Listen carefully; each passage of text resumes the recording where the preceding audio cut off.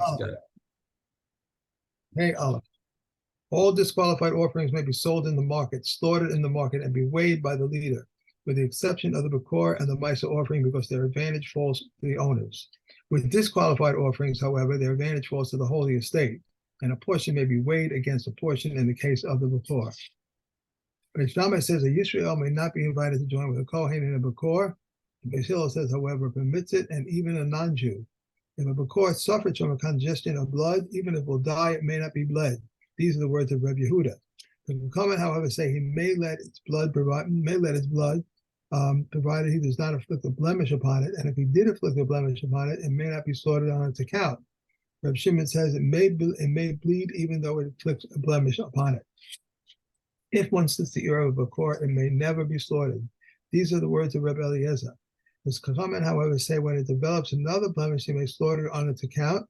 And it happened when an old ram was dangling hair that the questioner spotted it. He said, "What is the reason for this?" And he said to him, "This is a Bekor, and it may not be slaughtered unless it has a blemish." Whereupon he took a dagger and slit its ear. The matter came before the comment, and they permitted it. When he saw that they had permitted it, he went and split the ears of other Bechorim and Bechoros, and they prohibited it. Once children were playing in the field, and they tied the tail of lambs to get one to another. The tail of one of them was torn off, and it was found to be a Bekor. The matter came before the comment and permitted it. When they saw that they had permitted it, they went and tied together the tails of other Bechoros, and they prohibited it. This is the rule: whatever is done without knowledge is prohibited, and without knowledge is permissible. Okay. Haya Bechor Rod 4. So what happens is he gets into a fight, and let's say you have a ram decides to get aggressive on him, and it's chasing after him, and he's trying to defend himself. So he kicks out. And fends off the animal. And while he's kicking out, he put a mum in it, like he blinded it or something like that, blinded one eye. Okay, so that is legitimate now for the owner to shecht on it, because even though the man was like deliberately trying to defend himself and he wanted to attack the animal because he needed to do it to defend his life, he wasn't doing it in order to put a mum in the animal. He was doing it to defend his own life. So that's legitimate cause to allow the mum.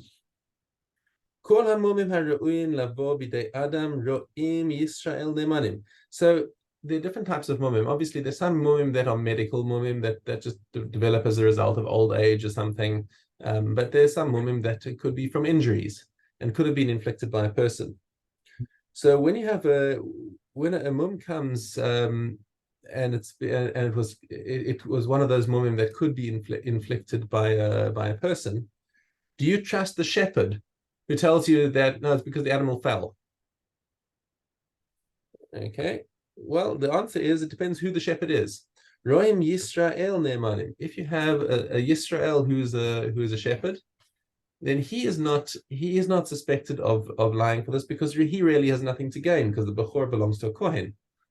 Okay. But Roim Kohanim Einam Ne'emanim. But if you have a Kohen shepherd, then he's not believed, because he's got a potential upside to inflicting this the mum on the Bechor. Because even if it's a Bechor that belongs to Israel and there's a Kohen who's looking after his animals for him, then if it comes back with the mum, then what's the Israel going to say? Oh, you know what? I've got a Kohen right here. Why don't you take this Bechor? So he's playing the odds over there and saying, well, which Kohen is he going to give it to? Most likely me. So he can put the mum into the animal, and in the hope that he's going to get it. So the Kohanim are not believed in this. Rabbi Shimon ben Gamliel Omer, Neman hu al shel chavero ve'enu neman al shel atzmo. And even, by the way, even if it's a Kohen who's a ro'eh for another Kohen, if the Kohen has a flock himself and there's a Bechor among there, as soon as the thing develops a mum, he'll keep it for himself. He doesn't have to give it to any other Kohen. But even his Kohen shepherd is not believed to say that it came about naturally, because they might be doing a gomlin. It might be like, I'll do one for you and you do one for me. So we don't trust any Kohen shepherds, except Rabban Shimon ben Gamliel says no. He's believed for his friend, but he's not believed for himself. So in the case where I just told you, where it's a one Kohen being a shepherd for another Kohen, then we do believe him, says Rabbi Shimon ben Gamliel. Rabbi Meir says, "Hachashud al davar lo dano v'lo me'ido." He goes to, and he goes more machmir and says, once you have thrown the Kohanim into the bucket of people who are not trusted regarding Bechoros, then you don't even trust them to judge or to give testimony.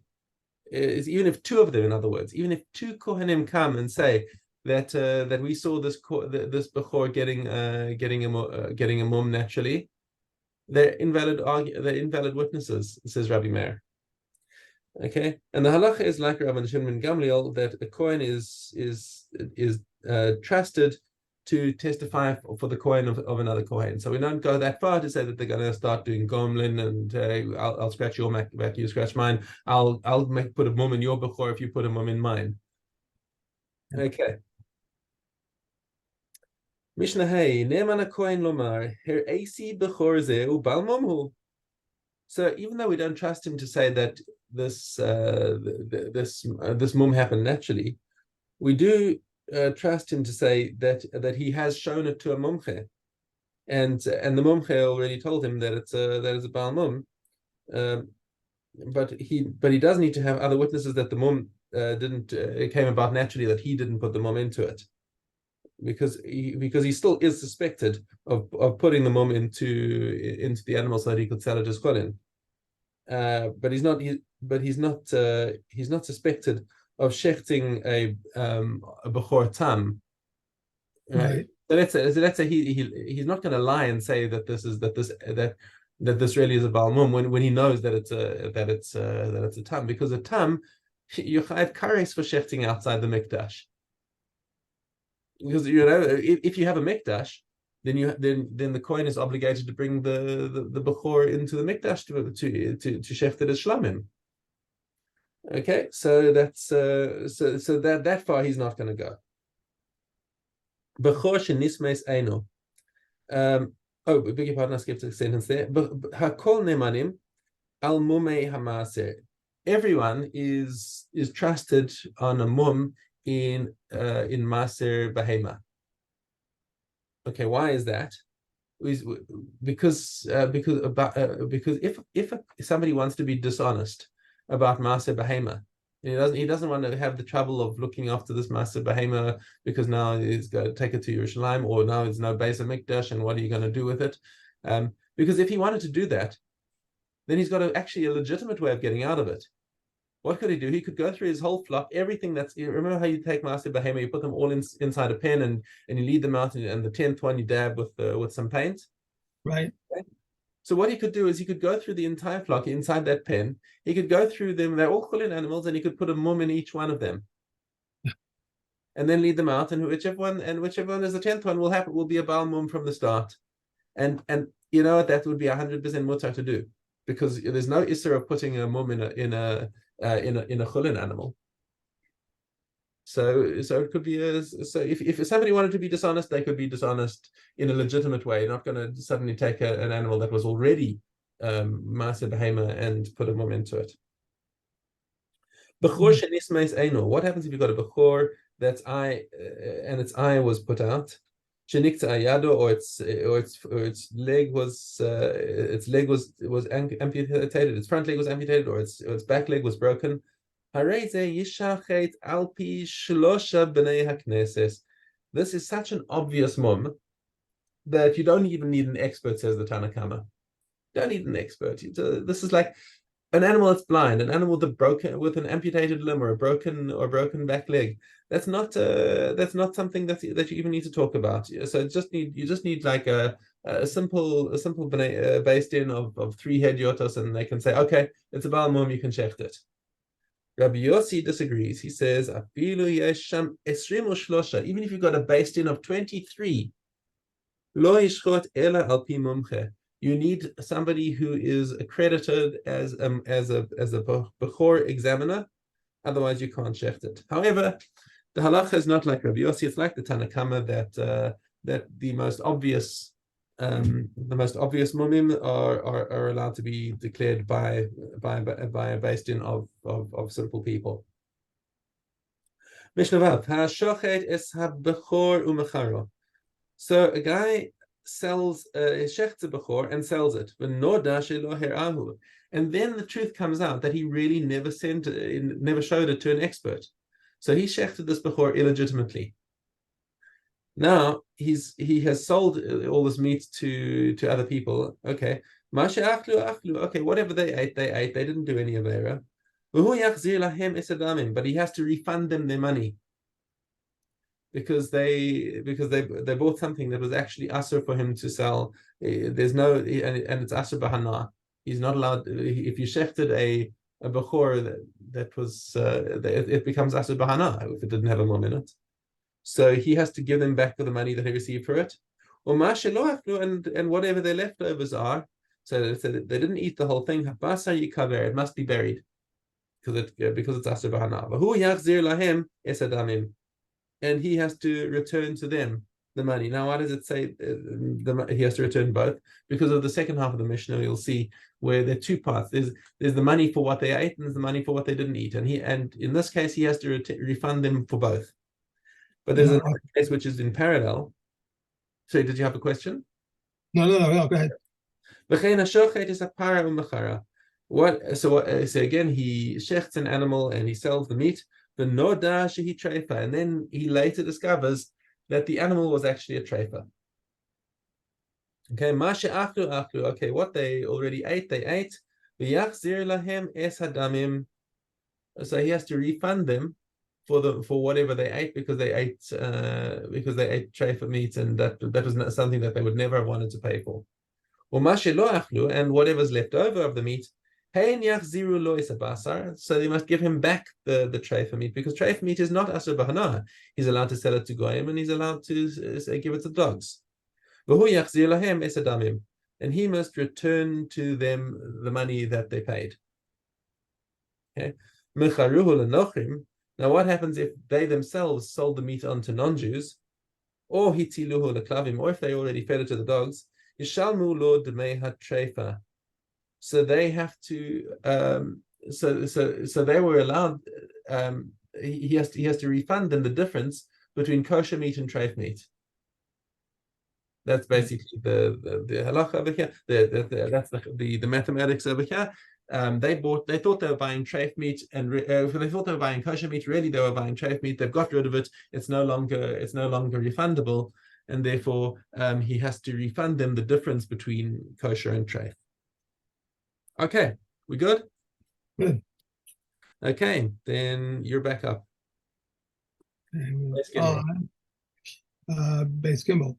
Yeah. All consecrated animals whose consecration preceded their blemish, or whose temporary blemish preceded their consecration, and a permanent blemish developed in them afterward, and they were redeemed, are exempt from the laws of Bechor and from the gifts to the Kohen. And they do not revert to mundane status, so that to the extent that they may be shorn or put to work, their offspring and their milk are prohibited. After their redemption, one who slaughters them outside the temple courtyard is liable, and they affect Tamura, and if they die, they must be buried. If one receives animals at their fixed value from a non-Jew, the offspring are exempt from the law of Bechor, but the offspring of that offspring are liable. If he put the offspring in place of their mothers, the offspring of the offspring are exempt from the law of Bechor, but the offspring of the offspring are subject to it. Rabbi Shimon Megamil says even after 10 generations, they're exempt from the law of Bechor because the non-Jew has a lien on them. So if there's they got an animal from a non-Jew, the offspring are exempt. The offspring of that offspring are okay. Yeah, because as long as the non-Jew has got a share in the animal, then it's exempt from the laws of Bechor. Okay. All right. If a ewe bore an offspring resembling a goat, or a goat bore an offspring resembling a ewe, it is that exempt from the law of Bechor, and it retains some characteristics. It is subject to the law of Bechor. If an oil which had not previously given birth. No, that's it. We've done 3. I did 3? Yeah. Okay. All right. Sorry. No worry. Okay. All right. We are on to Menachos. Menachos, we have Yud Gimel Hey. If he said, I take upon myself to bring wine, he may not bring less than 3 lugim. Oh, That's the wrong word. Not being less than 3 lugim. Oil, you may not be less than a log. Rebbe says 3 lugim. I specify, but I do not know what I specified. He must bring like the amount brought on the day with the greatest requirement. If one said, I take upon myself to bring an oil, he brings a lamb. If Elias ben Azariah says either a pigeon or a young dove, I specified from cattle that I do not know what I specified, and I must bring a bull and a calf.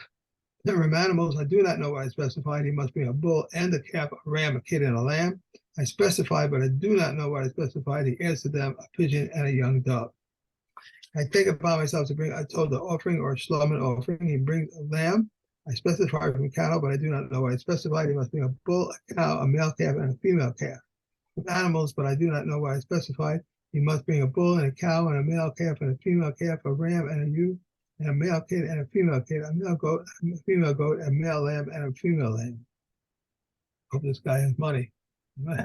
Okay, yeah. Okay, we are on to Avos.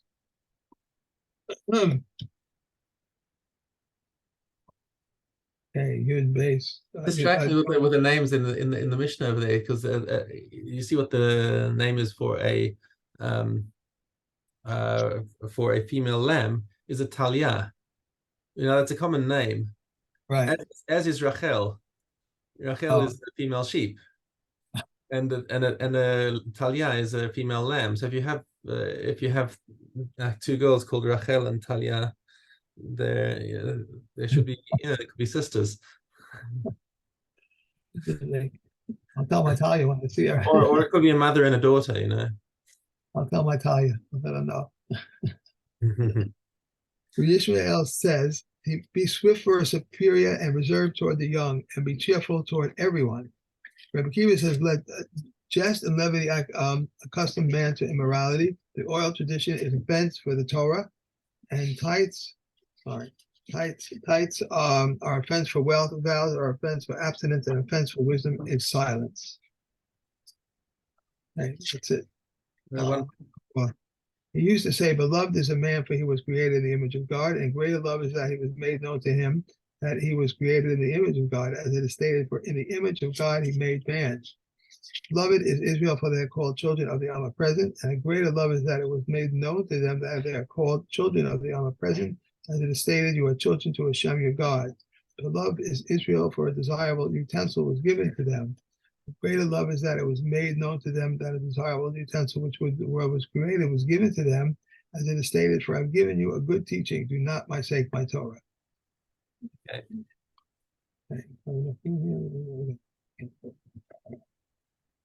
Gittin. Okay, Gittin. Yeah, Gimel Aleph. Any get which is written without specific intent for a particular woman is void.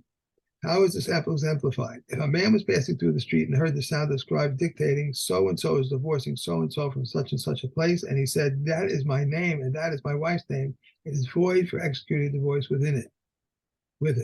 Moreover, if he wrote a get with which to divorce his wife, and he changed his mind, and a man of the city met him and said to him, my name is like your name and my wife's name is like your wife's name, it is void for executing a divorce with it.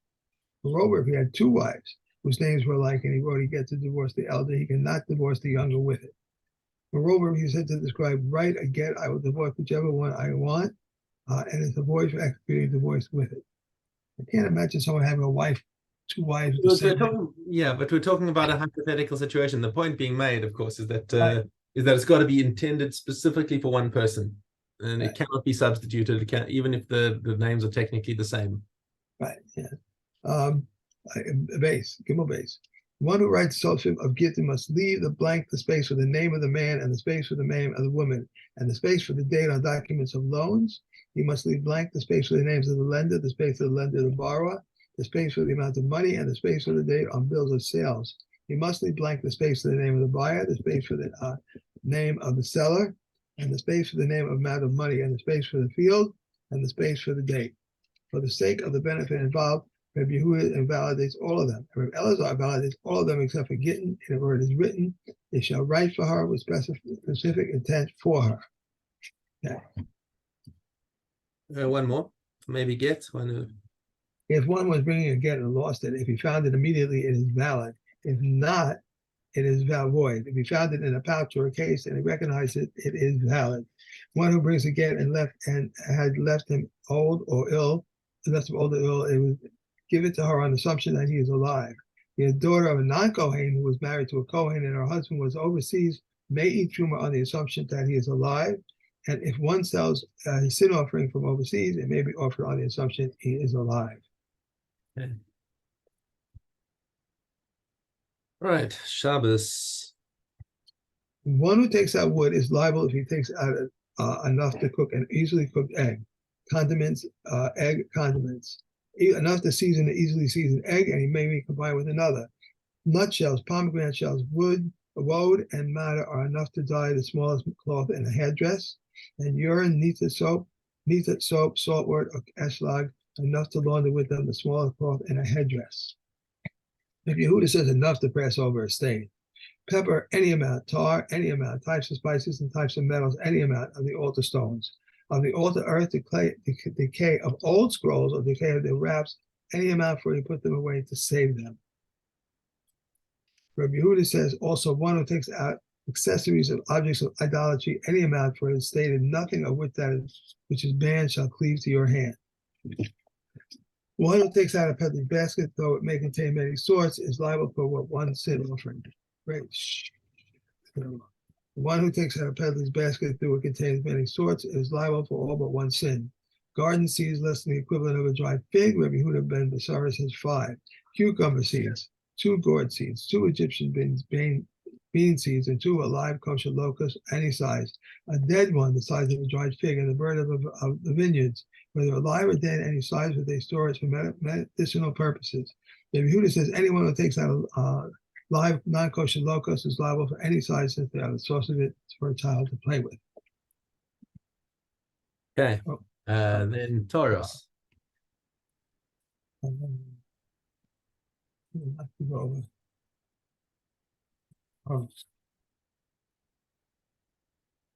Regarding one contaminated with corpse truma, who squeeze olives or grapes, if the olives or grapes consist of exactly an eg's volume, the extracted liquid is tahor. The body does not touch the place of the liquid. If the grapes or olives consist more of an egg's volume, the juice is tummy, since as soon as the first drop is emerged, it may be rendered tummy by an egg's volume of food. If it was a zav or zava, even if he squeezed only a single fruit, this liquid is tummy, for as soon as the first drop emerges, it is rendered tummy through being carried by the zav or zava. Regarding a zav who milked a goat, the milk is tummy, for as soon as the first drop emerges, it is rendered tummy through being carried by the zav. Regarding an egg's volume of food that one placed in the sun and it shrank, and similarly an olive's volume of a corpse, an olive's volume of an animal carcass, or a kettle's volume of a sheretz, and an olive's volume of a pigel, an olive's volume of noser, or an olive's volume of caleb, they are tahor, and one is not liable for their account for consuming pigel and caleb, or pigel, noser, and caleb. If you place them in the rain and they smell, they're tameh, and one is liable on their account for consuming pigel, noser, and caleb. Right, that's it. Also, hey. Hey, also, okay, so all uncertainties of tumor are decided according to their status at the time of their discovery. If they are found in a tummy state, they're assumed to have been tummy, and if they're found in a tahor state, they're assumed to have been tahor. If they are found covered, they are assumed to have been covered, and if they are found uncovered, they are assumed to have been uncovered. If a needle was found full of rust or broken, it is tahor, for all uncertainties of tumor are decided according to the status at the time of their discovery. Okay. All right. All right, and we are done. All right. And next week, I think Dan is going to be away the week, so I will let you know. I'll leave it. Okay. Same note. Okay. Have a great Shabbos. Kodesh Tov. Enjoy. Thank you. Good Chodesh. Bye.